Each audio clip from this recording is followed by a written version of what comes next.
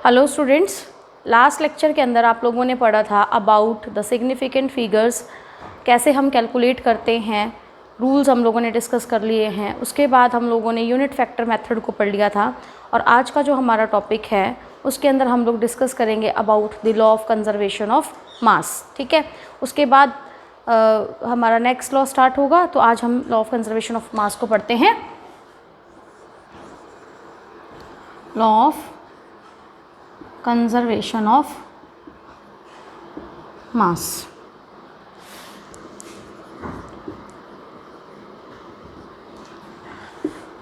Seventeen 1789 के अंदर ये जो लॉ था ये दिया गया था बाय एंटोने लेवर्सियर। एंटोने लेवर्सियर, ठीक है।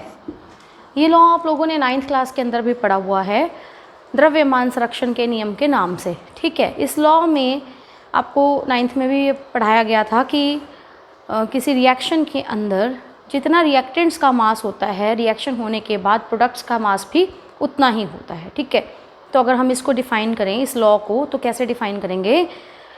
इन अ फिज़िकल और अ केमिकल चेंज या ड्यूरिंग अ फिज़िकल और a chemical change, during a physical or chemical change,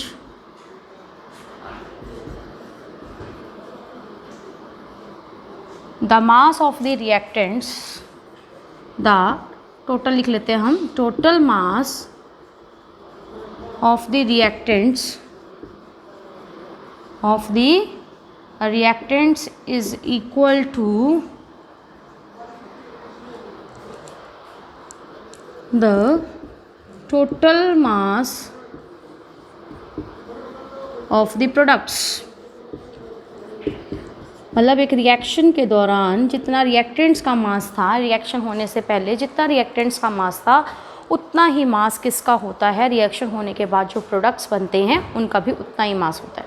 ठीक है, इसको हम एक और तरीके से भी डिफ़ाइन कर सकते हैं इस लॉ को, that matter can neither be created, दिख रहा है ना आप सबको, neither be created nor be destroyed, matter को हम ना तो क्रिएट कर सकते हैं और ना ही हम मैटर को डिस्ट्रॉय कर सकते हैं। ठीक है, और इस लॉ का एक और नाम है law of indestructibility of matter. Indestructibility of matter, ठीक है, इस नाम से भी इस लॉ को हम जानते हैं। ठीक है, मतलब मैटर जो है वो डिस्ट्रक्ट नहीं होता। ठीक है, उसको ना तो हम क्रिएट कर सकते हैं और ना ही मैटर को हम डिस्ट्रॉय कर सकते हैं। इस लॉ को हम फिज़िकल और केमिकल दोनों चेंजेस के ऊपर अप्लाई कर सकते हैं। सबसे पहले हम बात करते हैं अबाउट द फिज़िकल चेंज। मान लीजिए कि हमारे पास क्या है, आइस है, बर्फ़ है। Ice is the solid form of H2O। ठीक है, अगर हम उसको मेल्ट करके उससे वाटर बना रहे हैं तो देखिए, first is the physical change. ठीक है, किसी फिज़िकल चेंज अगर हो रहा है कहीं पे तो ये लॉ कैसे लगता है, देखिए। सपोज़ हमारे पास क्या है, आइस है और हम इससे वाटर बना रहे हैं। Ice is the solid form and water is the liquid form. एक बर्तन के अंदर अगर मैं 50 ग्राम आइस ले रही हूँ तो उससे जो पानी बनेगा उसका मास भी कितना होगा, 50 ग्राम ही होगा। ठीक है, जब आइस क्या हो रही है, मेल्ट हो रही है, मेल्टिंग हो रहा है यहाँ पे, और वो वाटर में कन्वर्ट हो रही है, तो दोनों का मास जो है वो सेम रहेगा। यानी कि फ़िज़िकल प्रोसेसेस के अंदर भी हमारे पास law of conservation of mass जो है वो अप्लाई होता है। अब हम बात करते हैं किसी केमिकल प्रोसेस की या किसी केमिकल चेंज के दौरान की। ठीक है, हमारे पास, हम इसको एक एक्सपेरिमेंट से डिस्कस करते हैं। लैंडलॉर्ड थे, एक साइंटिस्ट कह सकते हैं आप उनको, केमिस्ट कह सकते हैं, लैंडलॉर्ड। उन्होंने एक H शेप की ट्यूब ली, ठीक है, और ये जो ट्यूब के ये वाले एंड्स थे, इससे यहाँ पर पहले क्या डाला, NaCl का सॉल्यूशन डाल दिया, ठीक है, NaCl सॉल्यूशन, NaCl मतलब नमक का सॉल्यूशन, और इस लिम्ब में उन्होंने क्या डाल दिया, AgNO3 का सॉल्यूशन डाल दिया, सिल्वर नाइट्रेट का सॉल्यूशन डाल दिया, और यहाँ से इसको क्या कर दिया, बंद कर दिया कॉर्क से, ठीक है, और इसका वज़न कर लिया, ठीक है, वे कर लिया इस H शेप ट्यूब का, ठीक है। क्या क्या लिया है, NaCl का सॉल्यूशन लिया, एक्वस, ठीक है, एक्वस मतलब उसको पानी में घोला हुआ है, ऐसे ही सिल्वर नाइट्रेट लिया, वो भी कैसा लिया, एक्वस, उसको भी पानी में घोला हुआ है, और इनका क्या कर लिया, वज़न कर लिया इस H शेप ट्यूब में डाल करके। सपोज़ करें इन टोटल इन दोनों का जो वेट था वो कितना है, जब इनका वज़न किया गया, सपोज़ वो 15 ग्राम है, ठीक है। उसके बाद क्या किया गया, इस ट्यूब को यहाँ कॉर्क से ऊपर से बंद कर दिया, रबड़ कॉर्क से, यहाँ पे भी बंद कर दिया, यहाँ पे भी बंद कर दिया, और फिर इस ट्यूब को अच्छे से हिलाया, शेक किया, क्योंकि ये जो बीच की जगह खाली पड़ी है, तो इस जगह से क्या हुआ, यहाँ से NaCl इधर आ गया या AgNO3 यहाँ से यहाँ गया, यानी कि ये दोनों चीज़ें आपस में क्या हो गई, मिक्स हो गई। जब ये दोनों चीज़ें आपस में मिक्स हुई, NaCl और AgNO3, तो रिएक्शन हुई और क्या बन गया हमारे पास, एक बन गया AgCl और एक बन गया हमारे पास NaNO3, ठीक है। जो AgCl है ये सॉलिड होता है, वाइट कलर के इसके प्रेसिपिटेट्स आते हैं, कर्डी वाइट, दही जैसे वाइट कलर के इसके प्रेसिपिटेट्स हमें देखने को मिलते हैं, ठीक है। तो और ये जो NaNO3 था ये एक्वस ही होता है, ठीक है, ये पानी में ही घुला होता है। तो रिएक्शन हुई, रिएक्शन होने के बाद जब ये वाइट कलर के प्रेसिपिटेट्स इसके मिल गए, उसके बाद क्या किया, इस ट्यूब का दोबारा से वज़न किया गया, वे किया गया इसको, ठीक है, और ये देखा गया कि ये जो AgCl और NaNO3 मिला है, इसका भी टोटल वेट कितना है हमारे पास, 15 ग्राम ही है, ठीक है। यानी कि जितना हमने रिएक्शन से पहले रिएक्टेंट्स को लिया था, जितना उनका वेट था, उतना ही जो हमारा मास है वो किसका है, मैं यहाँ पे मास वर्ड यूज़ करूँगी, वेट गलती से बोल रही हूँ, ठीक है। तो जितना कि रिएक्टेंट्स का मास था, उतना ही प्रोडक्ट्स का मास हमें देखने को मिला। इसका मतलब किसी केमिकल रिएक्शन के दौरान रिएक्टेंट्स का जितना मास होता है, प्रोडक्ट्स का भी उतना ही मास होता है, और इस लॉ को हम लॉ ऑफ कंजर्वेशन ऑफ मास के नाम से जानते हैं, पहले भी आप लोगों ने पढ़ा हुआ है, बहुत ही ईजी लॉ है, ठीक है। अब करेंगे हम इसके न्यूमेरिकल्स को डिस्कस, ठीक है, बहुत ही ईजी से न्यूमेरिकल्स होते हैं, मैं नोट कर लेती हूँ। हाँ जी बेटा, तो ये न्यूमेरिकल हम लोग करते हैं अभी। क्या लिखा हुआ है देखिए, 4.90 gram of KClO3 when heated produced 1.92 gram of oxygen and the residue KCl left behind weighs 2.96 gram. Show that these results illustrate the law of conservation of mass. ठीक है, क्या किया, KClO3 लिया, ठीक है, पोटेशियम क्लोरेट लिया, और उसको क्या किया गया, हीट किया, ठीक है, उसको हीट किया। ये ट्रायंगल का जो निशान होता है ये हीटिंग का निशान होता है, इसका मतलब हम उस चीज़ को हीट कर रहे हैं, ठीक है। KClO3 को हीट किया तो क्या बना, produced 1.92 gram of oxygen, oxygen बनी O2, ठीक है। ये रिएक्शंस अब आपको लिखनी धीरे धीरे सीखनी होंगी, ठीक है। KClO3 कितना लिया था, 4.90 ग्राम, ठीक है। इससे क्या बना, ऑक्सीजन बनी, कितनी बनी oxygen, 1.92 gram, and the residue KCl, और क्या बना साथ में, KCl भी बना, लेफ्ट बिहाइंड वेज 2.96, यानी कि जो KCl पीछे रह गया, ऑक्सीजन बनी वो तो निकल गई हवा के मतलब गैस के रूप में बाहर, और जो KCl बना उसका कितना मास है, 2.96 ग्राम। हमें ये बताना है कि ये जो डाटा है ये लॉ ऑफ कंजर्वेशन ऑफ मास को फॉलो कर रहा है। तो लॉ ऑफ कंजर्वेशन ऑफ मास के अकॉर्डिंग क्या होता है बेटा, कि रिएक्टेंट्स का जो मास होता है वो किसके बराबर होता है, प्रोडक्ट्स के मास के बराबर होता है, ठीक है। तो रिएक्टेंट क्या है, KClO3 है, इसका मास कितना है, 4.90 है। अगर हम ये प्रूव कर दें कि प्रोडक्ट्स का मास भी 4.90 है, इसका मतलब ये जो डाटा है ये लॉ ऑफ कंजर्वेशन ऑफ मास को फॉलो करता है। तो अगर हम देखें प्रोडक्ट्स क्या हैं, ऑक्सीजन और KCl, इनका मास कितना है, 1.92 gram and 2.96।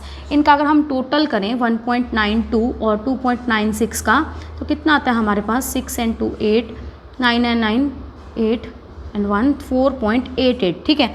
4.88 is approximately equal to 4.90, कितना डिफरेंस है इसके अंदर, अगर हम देखें तो माइनस करके, तो हमारे पास है इसके अंदर डिफरेंस 0.02। ये तो एरर भी हो सकता है, एक्सपेरिमेंटल एरर आ जाता है कई बार, ठीक है।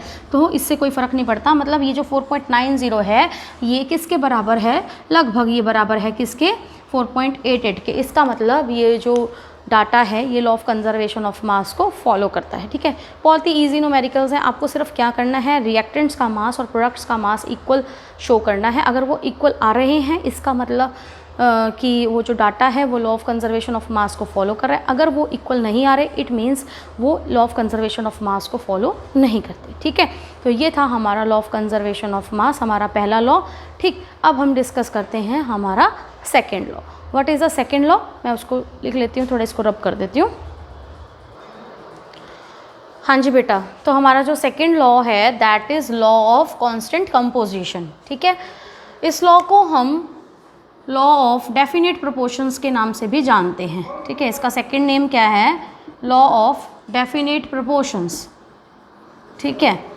और इस लॉ को 1799 में, ठीक है, 10 साल बाद, जो लॉ ऑफ कंजर्वेशन ऑफ मास था वो 1789 में दिया गया था, और उसके 10 साल बाद 1799 में J.L. प्राउस्ट ने ये जो लॉ था दिया था, ठीक है, लॉ ऑफ कांस्टेंट कंपोजिशन। क्या है इस लॉ के अकॉर्डिंग, इस लॉ के अकॉर्डिंग ये है बेटा, मैं सिंपल सी लैंग्वेज में समझाती हूँ आपको, जैसे आपने 9th क्लास के अंदर भी पढ़ा हुआ है स्थिर अनुपात का नियम, ठीक है। तो इसके अंदर क्या होता है कि ये लॉ कहता है कि अगर कोई कंपाउंड है, ठीक है, कंपाउंड मतलब यौगिक, ठीक है, सपोज करें हम कार्बन डाइऑक्साइड की बात कर रहे हैं, कहता है कि किसी कंपाउंड के अंदर सेम एलिमेंट्स होते हैं, पहली बात, ठीक है। मतलब अगर कार्बन डाइऑक्साइड की बात करें, जैसे सपोज करें, तो कार्बन डाइऑक्साइड में हमेशा ही दोनों एलिमेंट्स होंगे, कौन कौन से, कार्बन और ऑक्सीजन, ठीक है। और उन दोनों एलिमेंट्स की जो रेशो बाय मास है वो हमेशा सेम रहेगी, ठीक है। यानी कि ये लॉ क्या कहता है, अगर मैं इसको लिखूं, राइट डाउन करूं, तो क्या कहता है, a chemical compound is always found to have, a chemical compound, ठीक है, is always found to have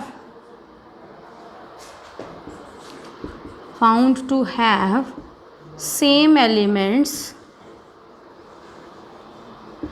which combine with each other,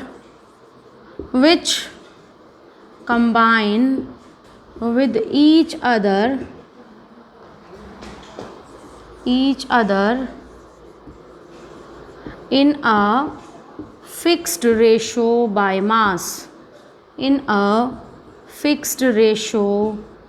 mass, ठीक है। इसका मतलब क्या है बेटा, इसका मतलब है कि किसी कंपाउंड के अंदर एलिमेंट्स हमेशा सेम रहते हैं, और वो जो एलिमेंट्स हैं वो एक दूसरे के साथ कंबाइन करते हैं एक फिक्स रेशो बाय मास से, ठीक है। इसका मतलब क्या, बाय मास, ये रेशो का क्या मतलब है, जैसे अभी हम बात करते हैं कार्बन डाइऑक्साइड की, ठीक है।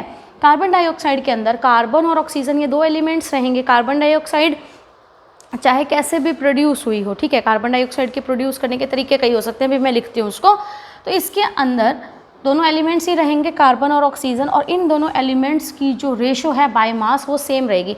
मास क्या होता है, कार्बन का मास आपको पता है 12 होता है, और ऑक्सीजन का मास कितना होता है, 16 मास होता है। तो 2 ऑक्सीजन है तो कितना हो गया, 32, ठीक है। तो 12:32, इनके जो मासेस की रेशो है वो 12:32 है। और अगर हम इसको सिंप्लीफाई करें, हम इसको 4 से डिवाइड कर सकते हैं दोनों साइड में, ठीक है। तो क्या आ जाएगी, 3:8, यानी कि कार्बन डाइऑक्साइड के अंदर हमेशा जो कार्बन और ऑक्सीजन है उनकी मासेस की रेशो क्या रहेगी, 3:8 रहेगी। चाहे कार्बन डाइऑक्साइड किसी भी कंट्री के अंदर हो, किसी भी तरीके से हम उसको बना रहे हों, उसके अंदर कार्बन और ऑक्सीजन की रेशो सेम रहेगी। अब कार्बन डाइऑक्साइड को हम कैसे कैसे बना सकते हैं, देखिए, हम कार्बन को किसी भी जो सोर्स है, मतलब कोई भी हमारे पास फ्यूल है, ठीक है, ईंधन है, कोई भी कोयला है सपोज करो, अगर हम उसको बर्न करें in the presence of air, ठीक है, तो क्या बनेगा, कार्बन डाइऑक्साइड बनेगी। एक तरीका तो ये है।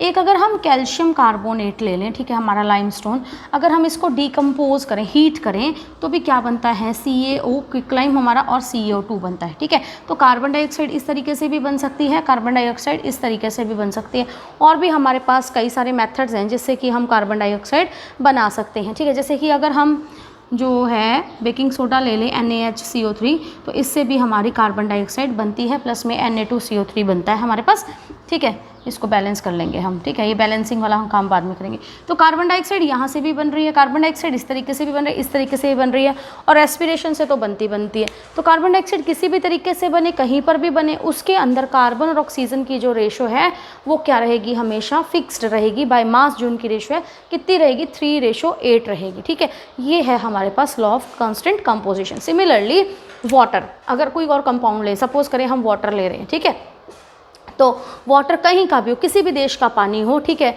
और किसी नदी नाले, किसी भी नहर तालाब का पानी हो, जो वाटर है उसके अंदर दोनों कंपोनेंट्स कौन कौन से रहेंगे, दोनों एलिमेंट्स कौन कौन से रहेंगे, हाइड्रोजन एंड ऑक्सीजन, और इनकी जो रेशो रहेगी वो भी क्या रहेगी, फिक्स्ड रहेगी बाय मास। हाइड्रोजन का मास 1 होता है, कितने हाइड्रोजन है, 2, तो 2 मास हो गया इसका, और ऑक्सीजन का मास कितना होता है, 16, ठीक है। तो रेशो क्या रहेगी, सिंप्लीफाइड रेशो जो है वो 1:8 रहेगी, ठीक है।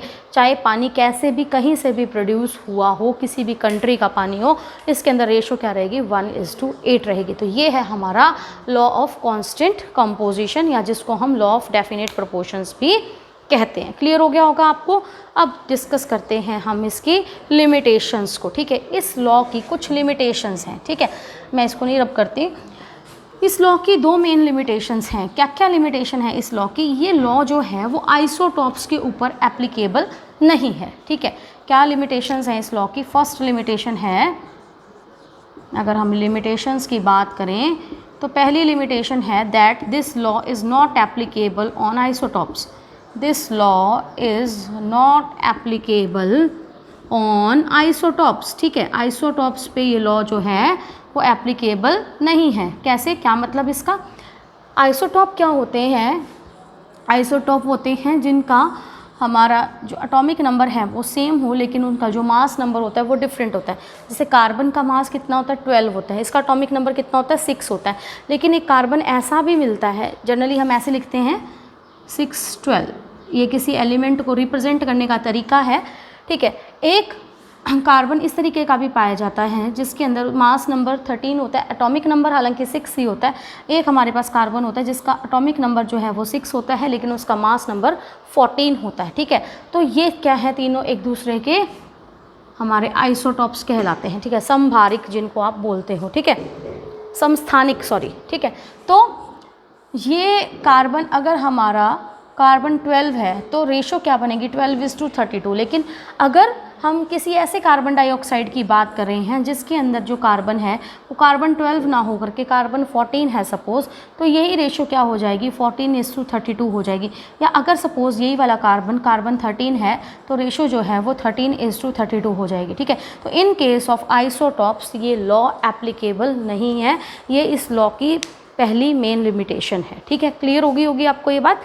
दूसरा, इस लॉ की दूसरी लिमिटेशन ये है कि कुछ ऐसे कंपाउंड्स होते हैं जिनके अंदर एलिमेंट्स जो हैं वो सेम रेशो के अंदर कंबाइन करते हैं, लेकिन वो कंपाउंड अलग अलग बन जाते हैं, ठीक है। एलिमेंट्स की जो रेशो है कॉम्बिनेशन की वो सेम होती है, लेकिन हमारे पास कंपाउंड्स अलग अलग बन जाते हैं। फॉर एग्ज़ाम्पल हमारे पास ये है CH3CH2OH, ये अल्कोहल होता है, ठीक है। 10th क्लास के अंदर आपने थोड़ा सा फंक्शनल ग्रुप्स के बारे में, अल्कोहल वगैरह इनके बारे में थोड़ा सा पढ़ा था, इसके पीछे O लगता है। एक ये होता है हमारे पास कंपाउंड जिसका नाम है, ये ईथर होता है, ठीक है। ये अल्कोहल है, इसका नाम तो इथेनॉल है वैसे, अगर हम इसका कॉमन नेम की बात करें, अभी वो थोड़ा बहुत आगे की बात है हमारे लिए। ये हमारा डाईमिथाइल ईथर बोलते हैं हम इसको, ठीक है। ये दोनों कंपाउंड्स अलग अलग हैं, ठीक, लेकिन इनके अंदर हमारी जो कार्बन और ऑक्सीजन या हाइड्रोजन जो हैं उनकी रेशो जो है वो सेम है, उनके मास की रेशो सेम है। इसके अंदर कितने कार्बन आपको दिख रहे हैं, 2 कार्बन आपको दिख रहे हैं, ठीक है। तो दोनों कार्बन का मास कितना हो गया, 3 एलिमेंट्स है। पहली बात, इसमें एलिमेंट्स कितने कितने हैं, मैं यहाँ लिखती हूँ कितने एलिमेंट्स है इसके अंदर। इसकी बात अगर हम करें, 3 एलिमेंट्स है, कार्बन, ऑक्सीजन एंड हाइड्रोजन। कितने कार्बन है, 1 और 2 कार्बन है, तो कितना मास हो जाएगा, 1 कार्बन का मास 12 है, तो 2 कार्बन का मास कितना हो गया, 24। ऑक्सीजन कितना है, 1 ही है, 1 ऑक्सीजन का मास कितना होता है, 16, ठीक है। कितने हाइड्रोजन है, 3, 2, 5 और 1, 6। 1 हाइड्रोजन का मास कितना होता है, 1, तो 6 हाइड्रोजन का मास कितना हो गया, 6, ठीक है। अगर हम इसको सिंप्लीफाई करें, इस रेशो को हम सिंप्लीफाई करें, तो इसको हम 2 से भाग दे देते हैं, 3, ठीक है, इसको 8, ठीक है, 12, ठीक है। तो इनकी जो रेशो बनती है वो कितनी बनती है, 12:8:3। सिमिलरली अगर हम इसको देखें तो कितने कार्बन हैं, इसमें भी 3 एलिमेंट हैं, कार्बन, ऑक्सीजन एंड हाइड्रोजन, ठीक है।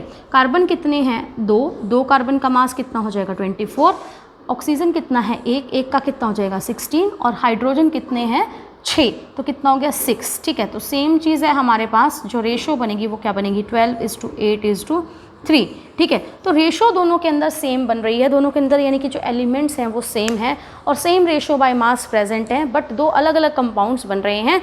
तो ये भी इस लॉ की सेकेंड लिमिटेशन है। तो हम क्या कह सकते हैं, समटाइम्स, ठीक है, देयर मे बी 2 और मोर देन 2 से ज़्यादा भी हो सकते हैं कई केसेस में, ठीक है, different compounds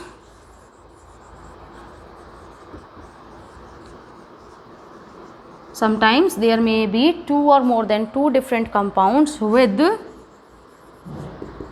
the same elements and the ratio is also the same. The ratio of these elements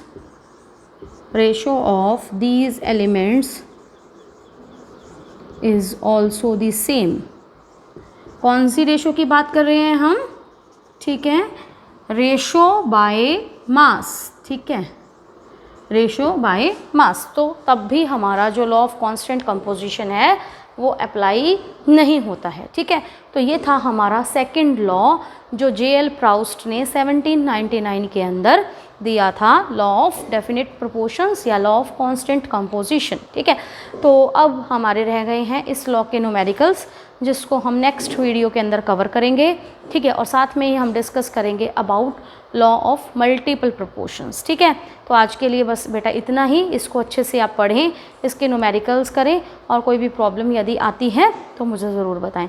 law of conservation of मास के न्यूमेरिकल्स करें, इसके हम आगे डिस्कस करेंगे, फिर उस टाइम कर लेना। अगर आप करना चाहते हो प्रैक्टिस, ट्राई करना चाहते हो, तो आप ट्राई कर सकते हो, ठीक है। तो मिलते हैं नेक्स्ट वीडियो के अंदर।